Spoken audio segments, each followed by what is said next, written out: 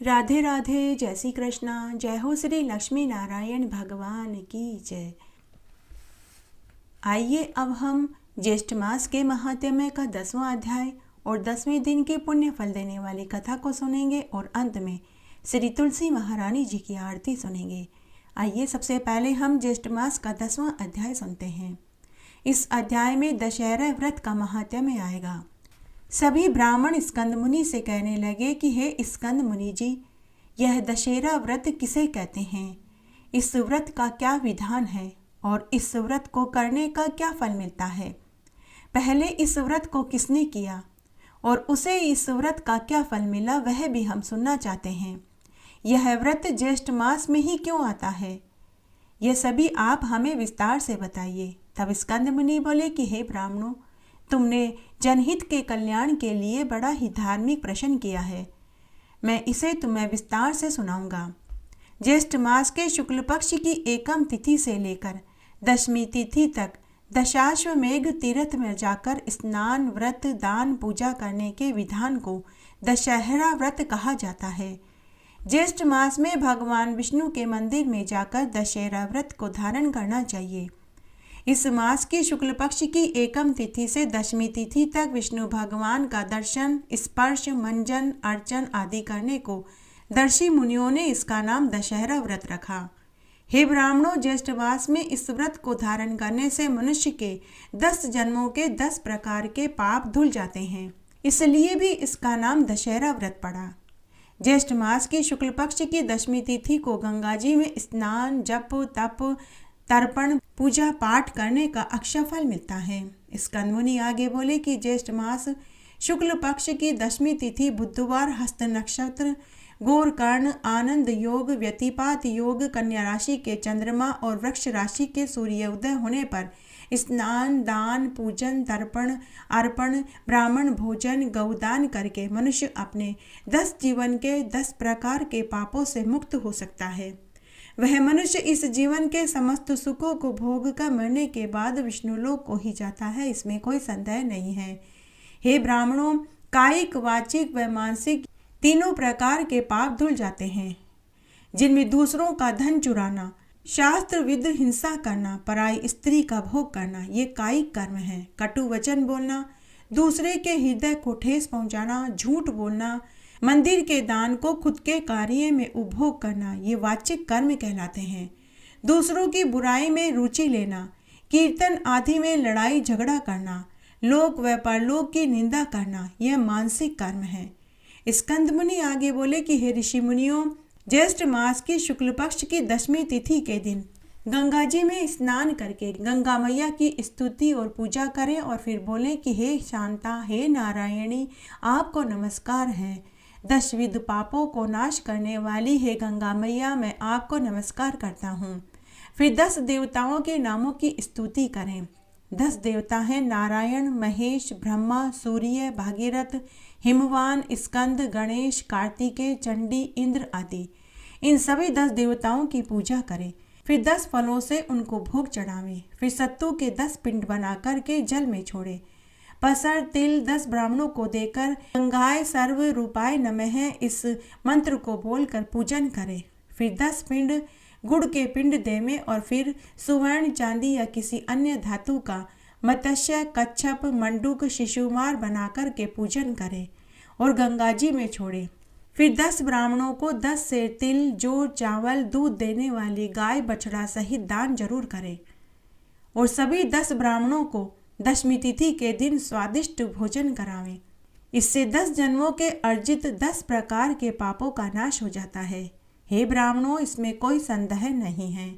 10वीं के दिन दशाश्वमेघेश्वर लिंग के दर्शन करने मात्र से ही मनुष्य के 10 जन्म के अर्जित पाप धुल जाते हैं, इसमें भी कोई दो राय नहीं है। यह दशहरा व्रत दशायन नाम से प्रसिद्ध हुआ। स्कंद मुनि आगे बोले कि हे ऋषि मुनियों, जैसे आकाश में नक्षत्र गणों के साथ चंद्रमा शोभित देता है, वैसे ही ज्येष्ठ मास में यह दशहरा व्रत शोभित होता है। स्कंद मुनि आगे बोले कि हे ऋषि मुनियों, इस संबंध में मैं तुम्हें एक पौराणिक कथा सुनाता हूँ, तुम ध्यान से सुनो। एक बार सतयुग में एक प्रतापी राजा था। उस राजा के एक परम सुंदरी गुणवती रानी थी। दोनों राजा रानी हर साल ज्येष्ठ मास में दशहरा व्रत को धारण करते थे और पूरे ज्येष्ठ मास में गंगा स्नान, दान, पूजा, तर्पण आदि किया करते थे। उस राजा के भाग्य में औलाद सुख नहीं लिखा हुआ था, लेकिन उसके और उसकी रानी के द्वारा 3 साल तक लगातार ज्येष्ठ मास में दशहरा व्रत धारण करने से उसे गंगा मैया ने औलाद का सुख प्रदान किया। तब राजा रानी औलाद पाकर बहुत खुश हुए। जब राजा का पुत्र बड़ा हुआ तो वह गलत संगत में पड़ गया। झूठ बोलना, शराब पीना, वेश्यावृत्ति करना इत्यादि कामों में लग गया। राजा रानी ने अपने राजकुमार पुत्र को बहुत समझाया, लेकिन सब व्यर्थ रहा। तब एक दिन गंगा मैया ने राजा को स्वप्न में दर्शन देकर कहा कि हे राजा, तू अपने पुत्र से ज्येष्ठ मास में दशहरा व्रत धारण करवा, सब ठीक हो जाएगा। तब सुबह राजा ने अपनी रानी को स्वप्न वाली बात बताई। तब राजा रानी ने ज्येष्ठ मास में अपने पुत्र को गंगा तट पर ले जाकर गंगा स्नान करवाया और ज्येष्ठ मास के शुक्ल पक्ष की एकम से दशमी तिथि तक दशहरा व्रत धारण करवाया, जिससे राजकुमार को सद्बुद्धि प्राप्त हुई, जिससे राजकुमार का हृदय परिवर्तन हो गया और वह भी अपने माता पिता के पदचिन्हों पर चलने लगा। तब राजा रानी ने अपने पुत्र का धूमधाम से विवाह करवाया। कुछ सालों के बाद राजा ने अपने पुत्र को उत्तराधिकारी बनाया और स्वयं अपनी रानी के साथ वन में जाकर कठोर तपस्या करने लगा। इस तरह इस जीवन के समस्त सुखों को भोग कर वह राजा और रानी दोनों वैकुंठ को सुख प्राप्त हुए। आइए अब हम ज्येष्ठ मास के स्नान की एक पवित्र पुण्य फल देने वाली कथा को सुनते हैं। एक नगर में एक ब्राह्मण पति पत्नी रहते थे। उनके घर में किसी चीज की कोई कमी न थी, परंतु वे दोनों पति पत्नी बड़े ही दुखी थे, क्योंकि उनकी शादी को कई बरस हो चुके थे। भगवान ने उन्हें औलाद सुख नहीं दिया। तब एक दिन ब्राह्मण की पत्नी ने अपने पति से कहा कि सुनो जी, मैं एक बांझ स्त्री हूँ। मैं आपको पुत्र सुख देने में असफल रही, इसलिए मैं आपसे विनती करती हूँ कि आप दूसरा विवाह कर लीजिए ताकि आपको पुत्र सुख प्राप्त हो। मैं आपको इस तरह दुखी नहीं देख सकती। तब ब्राह्मण अपनी पत्नी से बोला कि भाग्यवान, मैं ऐसा घोर पाप नहीं कर सकता। मेरा नसीब ही खराब है। पता नहीं किस जन्म के कर्मों का फल इस जन्म में मैं भोग रहा हूँ कि मुझे औलाद सुख नहीं मिला। अगर मैं दूसरा विवाह करूँगा तो मैं तुम्हारा दोषी हो जाऊँगा और इस अपराध का फल पता नहीं मुझे किस जन्म में भोगना पड़े। हे कल्याणी, अगर मुझे पुत्र चाहिए तो मैं तुमसे ही चाहता हूँ। हे देवी, ऐसा विचार फिर कभी मन में मत लाना। इस तरह दोनों पति पत्नी एक दूसरे को ढांढस बंधाते और समय काटने लगे। फिर एक दिन नारद मुनि आकाश लोक से भ्रमण करते हुए मृत्यु लोक में पहुंचे और वे उसी ब्राह्मण पति पत्नी के घर पहुंच गए। ब्राह्मण दंपति ने नारद मुनि की खूब सेवा शुश्रूषा करी। उन्होंने नारद मुनि के चरण धोए, फल फूल खाने को दिए, शीतल जल पीने को दिया। नारद मुनि ने ब्राह्मण पति पत्नी की सेवा से खुश होकर कहा, हे ब्राह्मण देव, आप दोनों पति पत्नी बड़े ही उदास लग रहे हैं। आप अपने दुख और उदासी का कारण बताओ, शायद मैं तुम्हारी कोई मदद कर सकूं। तब ब्राह्मण पति पत्नी ने निसंतान होने का दुख बताया और कहा कि हे देव ऋषि, अगर हमें एक पुत्र भी हो जाए तो हमें संतोष मिल जाएगा। तब ब्राह्मण ने कहा कि हे देव ऋषि, मेरी शादी को कई बरस हो गए, लेकिन हमें औलाद सुख नहीं मिला। हमें यही चिंता सता रही है कि कौन मेरे मरने पर मुझे कंधा देगा, कौन मेरा पिंड दान करेगा, कौन मुझे तिलांजलि देगा। मैं मरने पर अपने पितरों को क्या जवाब दूंगा, मैं अपना पितृ ऋण कैसे चुका पाऊंगा। तब नारद मुनि बोले कि हे ब्राह्मण देव, आपके नगर के वन में एक महान वीलपत्र और बड़पीपल का वृक्ष है। यह वृक्ष एक चबूतरे पर है। उस चबूतरे पर एक बहुत प्राचीन शिवलिंग है। वह शिवलिंग वीलपत्र व पीपल के पत्तों से ढका हुआ है। उस शिवलिंग की तुम दोनों पति पत्नी रोज पूजा करो, तुम्हें पुत्र सुख जरूर मिलेगा। नारद मुनि ऐसा कहकर अंतर्ध्यान हो गए। ब्राह्मण पति पत्नी उसी समय वन में गए। खूब तलाश करने पर उन्हें वीलपत्र, बड़ व पीपल के पेड़ वाला चबूतरा मिल गया। उस चबूतरे की उन्होंने खूब अच्छे से साफ सफाई करी, सूखे वीलपत्र और पीपल के पत्तों को हटाया तो वहां से एक बहुत सुंदर प्राचीन शिवलिंग दिखाई दिया। उसी दिन से ब्राह्मण पति पत्नी वहीं शिवलिंग की पूजा करने लगे। पूजा करते करते 9 बरस बीत गए। तब एक दिन ब्राह्मण अकेले ही शिवलिंग की पूजा पाठ करने वन में चला गया। लौटते समय एक सर्प ने उसे काट लिया, जिससे सर्पदंश से उस ब्राह्मण की मृत्यु हो गई। जब दोपहर तक भी ब्राह्मण घर नहीं पहुंचा तो अनिष्ट की आशंका को समझते हुए ब्राह्मणी भी वन में अपने पति को ढूंढने के लिए गई। तभी उसने देखा कि उसका पति मृत पड़ा है, तो वह करुण रुदन करने लगी। ब्राह्मणी के हृदय विदारक करुण रुदन से पूरा भूमंडल व स्वर्गलोक कांप उठा। जब ब्राह्मणी के रुदन का स्वर माता पार्वती के कानों में पहुंचा तो माता पार्वती जी ने महादेव जी से कहा कि हे नाथ, एक आपकी भक्त मृत्युलोक में करुण रुदन कर रही है। मुझसे उसका यह रुदन सुना नहीं जा रहा, इसलिए आपको उसकी मदद करनी चाहिए। तब महादेव जी बोले कि हे पार्वती, यह संसार कर्म क्षेत्र है। किसान खेतों में जैसा बीज बोते हैं वैसी ही फसल पाते हैं। उसी तरह मनुष्य इस संसार में जैसा कर्म करता है वैसा ही फल पाता है। लेकिन माता पार्वती ने अत्यंत आग्रह किया कि हे महाराज, ये ब्राह्मण दंपति आपके अनन्य भक्त हैं। अगर उन्हें कोई दुख है तो उनके दुख को दूर करना आपका ही कार्य है। आप तो सदैव अपने भक्तों पर दया करते हैं और उनके दुखों को दूर करते हैं। यदि आप उनकी मदद नहीं करेंगे तो कलयुग में आपको और मुझे कौन पूजेगा। माता पार्वती जी का आग्रह करने पर महादेव जी और माता पार्वती जी ने एक बूढ़े दंपति का वेश बनाया और ब्राह्मणी के पास वहीं वन में पहुंच गए और जाकर ब्राह्मणी से उसके करुण रुदन का कारण पूछने लगे। तब ब्राह्मणी ने रोते रोते अपने पति की मृत्यु होना बताया। ब्राह्मणी ने कहा कि मेरे पति और मैं रोज यहाँ शिवलिंग की पूजा करने आते थे, लेकिन आज एक सर्प ने मेरे पति को डस लिया, जिससे उनकी मृत्यु हो गई है। मुझे मेरा पति लौटा दीजिए। हे ईश्वर, मुझे मेरा सुहाग लौटा दीजिए। तब भगवान शिव और माता पार्वती, जो एक बुजुर्ग दंपति के वेश में थे, उन्होंने मृत ब्राह्मण के ऊपर अमृत के छींटे डाले, जिससे ब्राह्मण आंखें मलता हुआ, अंगड़ाई लेता हुआ उठकर खड़ा हो गया और अपनी पत्नी से बोला कि आज मैं बहुत देर तक सोया, आज मुझे बहुत मीठी नींद आई। ब्राह्मणी ने कहा कि हे स्वामी, ऐसी नींद तो किसी दुश्मन को भी नहीं आनी चाहिए। जैसे ही ब्राह्मण उठकर खड़ा हुआ तो बुजुर्ग दंपति वेश में वह भगवान महादेव और माता पार्वती जी को पहचान गया। ब्राह्मण भगवान महादेव और माता पार्वती जी के चरणों में गिर पड़ा और करुण रुदन करने लगा और बोला कि हे पितामह महादेव जी, हे माता गौरा, आज आपने मुझ नाचीज और पापी को साक्षात दर्शन दिया, मेरा जीवन सफल हो गया। ऐसा सुनते ही ब्राह्मणी भी भगवान के चरणों में गिर पड़ी। भगवान महादेव और माता पार्वती जी ने उन्हें दर्शन दिए और वर मांगने को कहा। तब ब्राह्मण पति पत्नी ने एक पुत्र की इच्छा करी।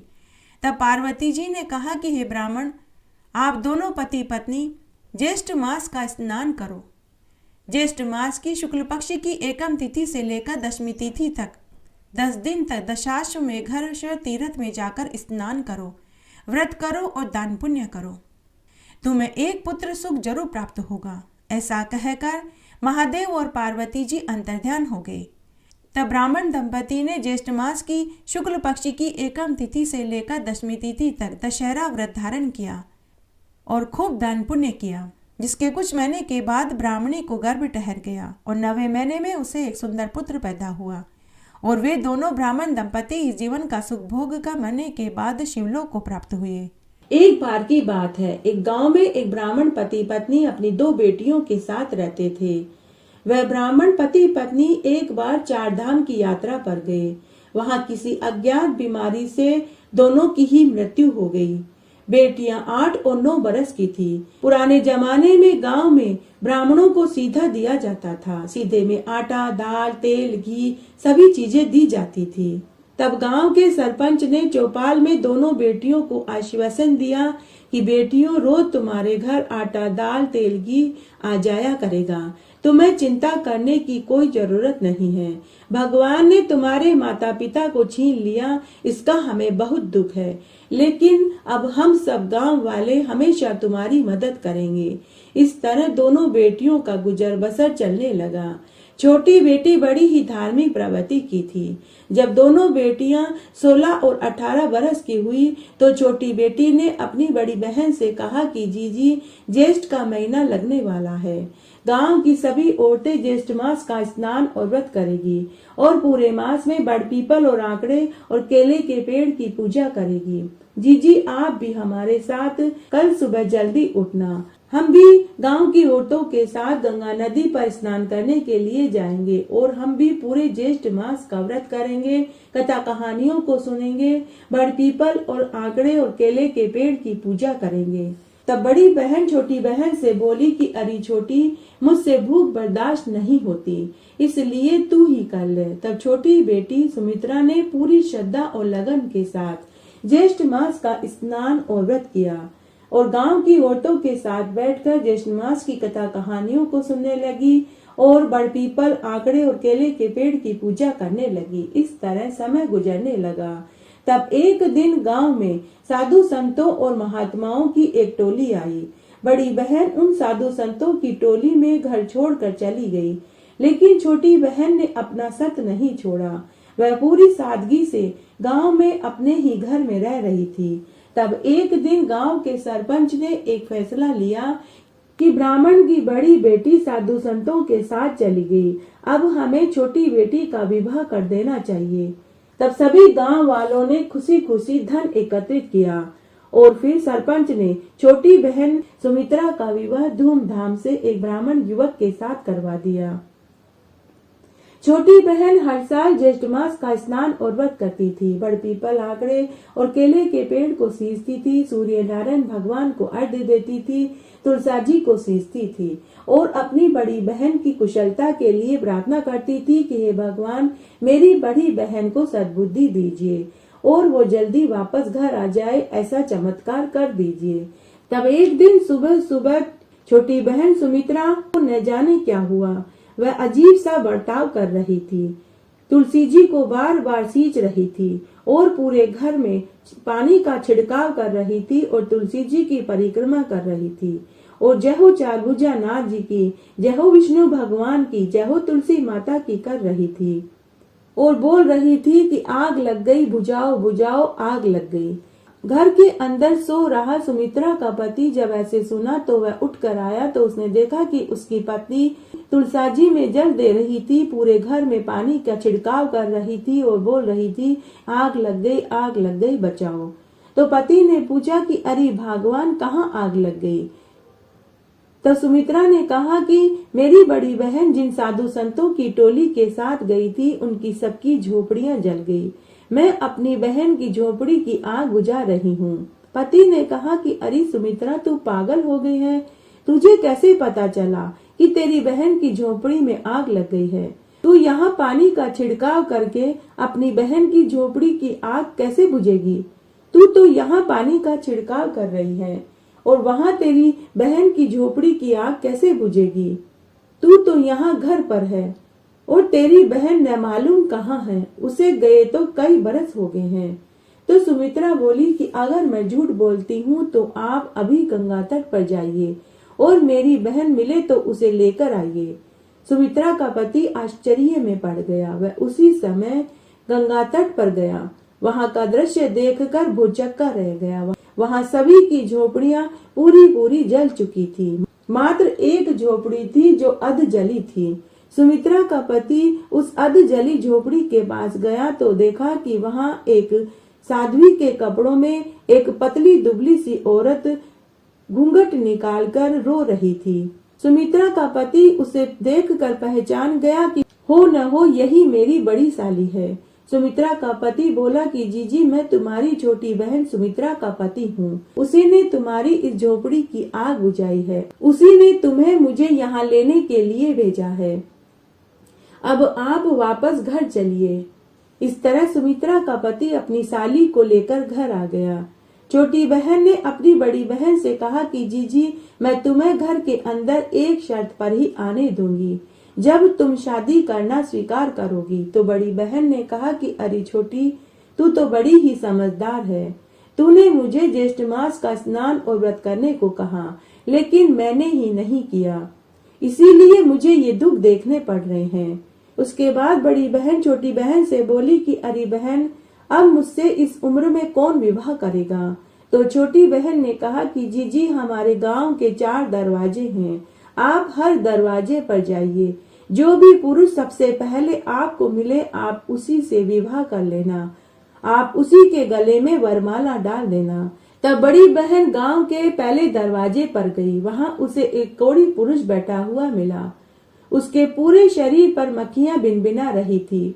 बड़ी बहन ने उसे देखा और वापस घर आ गई। छोटी बहन ने कहा कि जीजी, तुम अकेली क्यों आई हो। बड़ी बहन बोली कि छोटी, मेरी किस्मत ही खराब है। गांव के दरवाजे पर एक कोढ़ी बैठा हुआ मिला। उसके पूरे शरीर पर मक्खियां भिनभिना रही थी। तो छोटी बहन ने कहा कि आप गांव के दूसरे, तीसरे, चौथे सभी दरवाजे पर जाइए और जो भी सबसे पहले मिले आप उसी के गले में वरमाला डाल देना। उसके बाद बड़ी बहन गांव के दूसरे, तीसरे और चौथे दरवाजे पर गई, लेकिन उसे हर दरवाजे पर वही कोढ़ी पुरुष बैठा हुआ मिला। बहन ने अपना भाग्य समझ लिया और उसने उसी कोढ़ी के गले में वरमाला डाल दी और उसे लेकर घर आ गई। छोटी बहन ने धूमधाम से उस कोढ़ी पुरुष के साथ अपनी बड़ी बहन का विवाह करवा दिया। बड़ी बहन मनी मन सोचने लगी कि भला कोई भला पुरुष मुझसे क्यों विवाह करेगा। मैं अब अपने कोढ़ी पति की सेवा करूंगी और अपने पापों को धोऊंगी। उसके बाद बड़ी बहन अपने कोढ़ी पति के साथ अपने ससुराल में चली गई। ससुराल में आकर वह अपने कोढ़ी पति की सेवा करने लगी और जंगल से जड़ी बूटियां लाकर घिसती और अपने कोढ़ी पति के कोढ़ वाली जगह पर लगाती। इस तरह समय बीतने लगा। तब एक बार की बात है, ज्येष्ठ का महीना आया। ज्येष्ठ मास में बड़ी बहन ने ज्येष्ठ मास का स्नान किया, व्रत किया और बड़ पीपल, आंकड़े, केले को सींचने लगी। सूर्य नारायण भगवान को अर्घ्य देने लगी, तुलसी जी को सींचने लगी, दिया बाती करने लगी। इस तरह वह अपना समय बिताने लगी।